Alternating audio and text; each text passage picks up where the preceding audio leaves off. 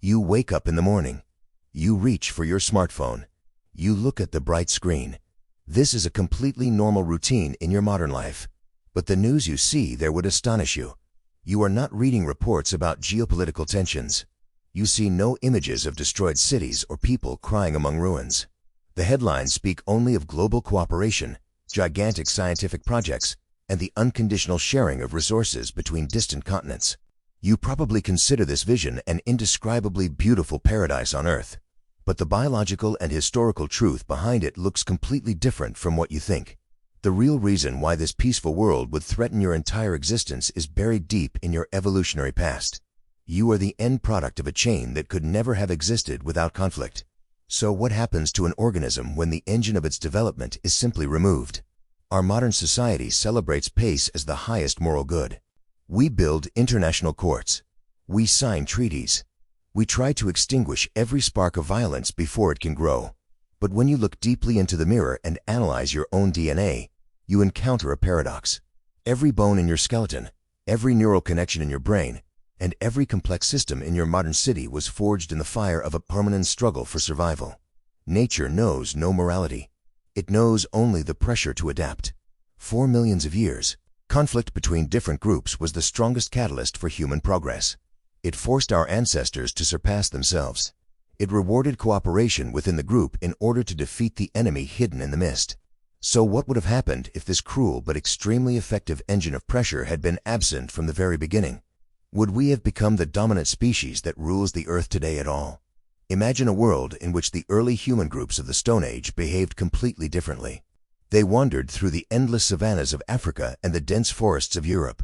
Occasionally, two completely unfamiliar tribes met each other along a river. But instead of raising their spears, they shared resources without the slightest suspicion. The renowned anthropologist Dr. Lawrence Keeley deeply examined these prehistoric dynamics in his extensive archaeological work. His data paints a disturbing picture for our hypothetical utopia. He found that in real early societies, the constant threat from neighboring tribes was the primary reason for technological innovation. The need to continually improve tools was a matter of life and death. The first forged metals in human history were not plows for agriculture. They were spearheads, daggers, and swords. So if humanity had never fought wars, this intense pressure to innovate simply would not have existed. The discovery and processing of bronze and iron would have been drastically delayed or perhaps never happened at all. Your smartphone, your car, and the steel beams supporting your house all depend on metallurgy that was once developed for the battlefield. Does this close connection between destruction and comfort secretly make you uneasy? The evolution of your own brain would have followed a completely different path without the harsh dynamics of war. Evolutionary psychologist Dr. Lydia Kuzmides has spent decades studying the cognitive mechanisms that govern our social behavior. Her research found that the human brain possesses specialized neural circuits optimized specifically for distinguishing between us and them. This categorization is not a modern flaw in the system, but an ancient survival tool. This fundamental and often cruel division bound early communities together during times of hardship. Fear of the outside enemy invented social closeness. If humanity had never fought wars, this deep instinctive need for unconditional group loyalty probably would not exist at all. The psychological downside of this peaceful vision is absolutely astonishing. Without an external enemy to unite a community, we might never have developed the cognitive ability to trust large groups of strangers. Trust emerged as a shield against outsiders. Under such circumstances, how could we ever have built a civilization? The first true cities of humanity arose in the fertile valleys of Mesopotamia. Places such as Uruk, Ur, and later Babylon are considered the cradle of our culture. But why did thousands of people gather so closely together back then? They did not do it out of pure goodwill or a desire for cosmopolitan exchange. They did it because they needed gigantic walls. Historian Dr. Ian Morris closely examined the development of these early urban centers. His analyses show that cities were essentially designed as massive defensive fortresses against hostile attackers. To build and defend these enormous fortifications required strict organization.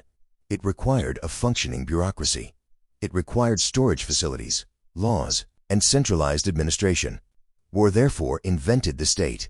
If fear of the enemy had never existed, there would have been no need for protective city walls. People would simply have remained in small, scattered family groups. They would have spread across continents without ever forming dense population centers. Today, You probably would not be sitting comfortably in an apartment in a modern city. You would be living as a member of an isolated tribe in a simple camp, spending each day searching for food. Can you even imagine such a life in the modern age? Even your everyday psychology and the structure of your values would be completely unrecognizable in this warless world. Sociologist Dr. Robert Nisbet described in his influential works how closely the rise of the modern welfare state is linked to the collective organization of war. The idea that a community must care for the weak, the injured, and the bereaved emerged primarily on battlefields and in military hospitals throughout history. A state had to care for its soldiers in order to maintain their fighting ability and loyalty.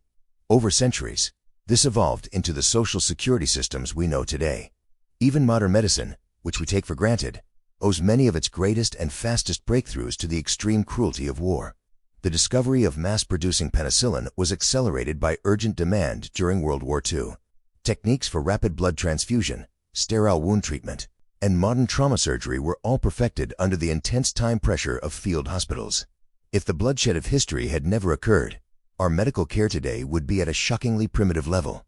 A simple bacterial infection from a small scratch could still cost you your life. Would you be willing to trade modern medicine for a peaceful past?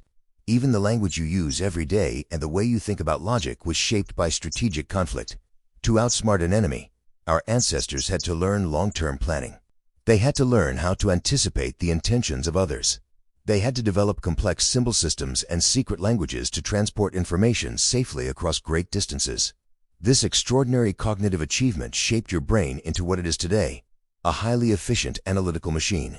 When you negotiate a business deal, play a strategy game, or simply plan your career, your brain is using the same evolutionary networks that were once optimized for warfare and deception in the undergrowth of the Stone Age. We use the tools of conflict every second of our peaceful daily lives without ever realizing it. Your body and mind are living museums of a turbulent evolutionary history shaped by conflict. When you enjoy the great privilege of living in safety and relative peace today, you do so with biological and technological tools forged for emergencies. Every time you look at your smartphone, you are using technology whose roots lie directly in military defense research. The internet, GPS navigation, and computer chips were invented to gain advantages in times of conflict. We live in a modern world that functions peacefully in its ideal form through the absence of war, yet every aspect of it has been shaped by the historical existence of war. That is the uncomfortable foundation of our existence. Do you now turn on your smartphone with a completely different and deeper feeling?